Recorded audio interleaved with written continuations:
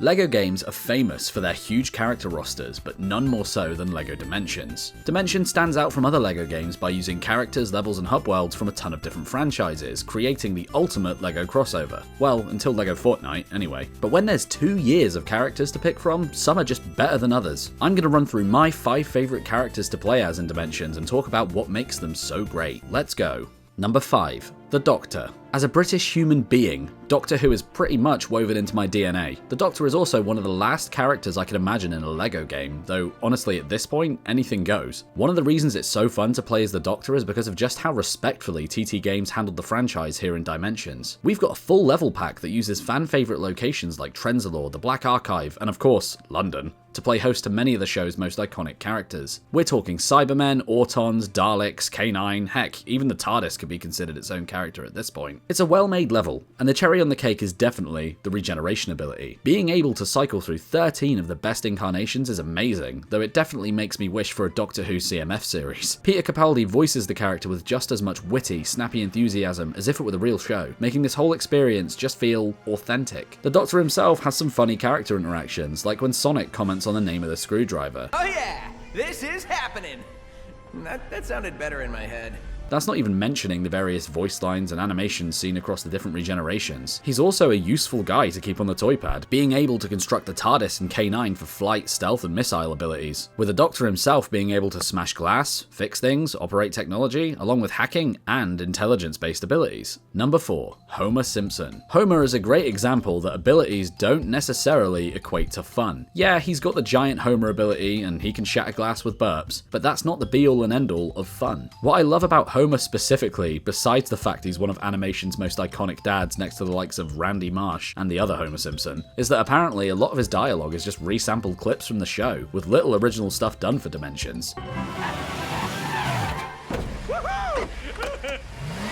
In principle, I don't like that. However, it's handled surprisingly well to the point I didn't even realize before making this video. The lines they use and the context they're used in really lend to Homer's character. The world of The Simpsons is a crazy place that hits me right in the nostalgia from watching this show as I grew up, and there were more than a few cool references I spotted as I explored Springfield. Homer also included an entire level pack, which adds even more content to the game, where Bart and Krusty were only fun packs, so that puts Homer a notch above them in my book. It should also be noted that Homer is a Dimensions OG. He's been there since Wave 1, and I think his inclusion really represents what's so great about Dimensions. The fact you don't usually associate many of the franchises with LEGO or video games, it honestly feels like Homer may have opened the door to many other franchises, though I can't say that for sure. There's not much more to say about Homer, he just works well in the game, and I think it's a great way of adding a cool minifigure to your LEGO collection. Number 3. Sonic the Hedgehog. So, I must have talked about Sonic in LEGO Dimensions like 4 times now, but either way, it's well known that the Sonic content seen in this game was some of the best stuff he had going for him at the time. Not only does Dimensions nail the way Sonic would fight enemies, using many of his moves from Smash Bros, but you can even use the spin dash and homing attack, which are 2 of Sonic's most iconic techniques. Obviously, they had to make him fast, with that being the literal point of the character, but my god, is it fun to just blast around these levels and open worlds as Sonic. He might be the most fun to actually move around with in the entire game, really making me wish we got the Flash at some point so he had someone equal to race. I guess for now we'll just have to make do with 2 Sonics. Once again, TT Games nailed the rest of the world surrounding the character. Sonic's hub is chock full of references to past zones and games. Not only are the famous locations there, but so are the rest of the cast, all voiced once again by their official voices at the time. Honestly, when you realise that TT previously made Sonic R, this content here makes for one hell of a redemption arc. Roger Craig Smith plays such a good Sonic that he fits right in with the rest of the cast, and like I mentioned earlier, it's so much fun hearing him interact with other characters.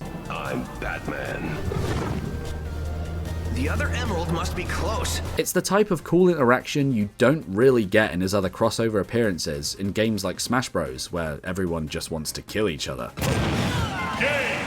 Sonic also includes a full level pack, which is so good. The cutscenes are amazing, the levels feel authentic, and it plays like a greatest hits version of Sonic. Also, I've mentioned this before, but I love how accurately TT Games predicted the actual Sonic theme, with many of the characters looking almost identical to their eventual release as LEGO minifigures years later. Not Eggman though, this is the closest we can get to him. Sonic himself also makes a great addition to any LEGO display. Awesome figs, awesome levels, and an awesome character to play as. This was definitely the best thing Sonic had going for him in 2016, that's for sure. Number 2. Bubbles. Okay, hear me out. Powerpuff Girls is awesome. I don't care what anyone says, the original cartoon is some of my favourite childhood animation. Oh my god, talk about a killer credits song.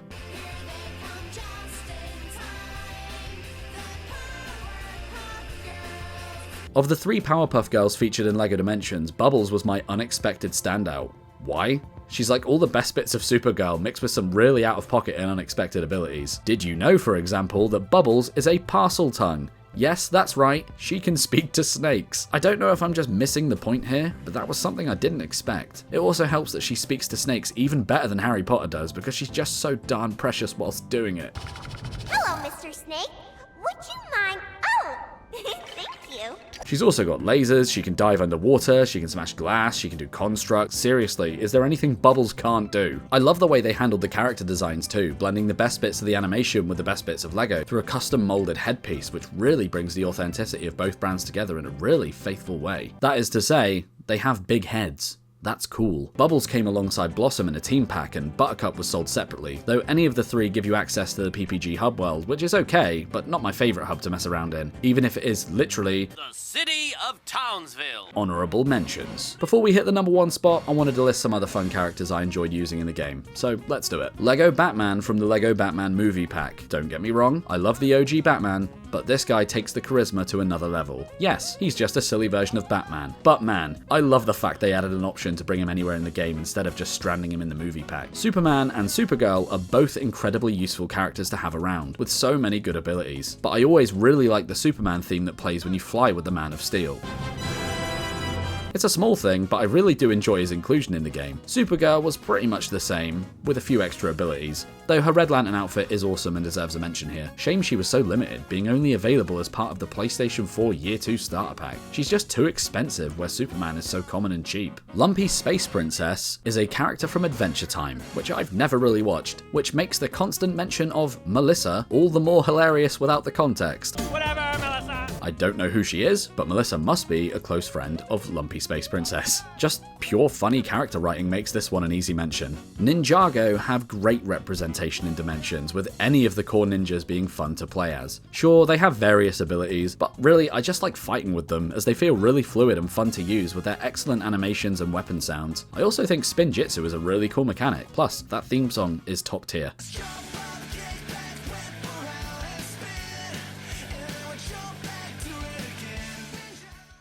Finally, this brings us to number 1, Chase McCain. Some of you may not know the legend that is Chase McCain. Not only are we talking about one of the most versatile characters in the entire game, with an arsenal of abilities so big that he nearly makes half of the cast redundant, but he's also the star of one of the best LEGO games of all time, LEGO City Undercover. Should I cover it? Should I make a video about that game? Leave me a comment if you're interested. Chase feels like a faithful continuation of the character we got to know and love in his own game, though one odd detail is the difference in his combat style. Back in City Undercover, Chase would only fight defensively with throws and counters, being that, you know, he's an actual police officer, usually slapping the bad guys into a set of cuffs so they could be taken down the station later. Here in Dimensions, however, I guess all bets are off because Chase is straight up icing people left and right. Then again, when the multiverse is involved, the rules are anyone's guess. I gotta give major props to TT for giving Undercover fans a bit of closure. Chase hasn't been seen since Dimensions, and the hub world feels like a fitting epilogue to the main game, carrying over many of the iconic characters like Deputy Dumby, Natalia, Frank Honey, and Ellie, without making any of them feel too different. Chase himself is a unique character with the ability to change costume and take on different movesets. It's cool how you unlock these costumes in LEGO City itself before you can bring them to the other levels. It makes exploring the hub world feel that much more rewarding and adds a bit more depth than some of the others. But honestly, the most impressive aspect of Chase to me is that he's not even from some outside license or franchise, yet he gives off twice the character, both with his wit and demeanor, but also literally with his vast range of abilities. The only thing that's disappointing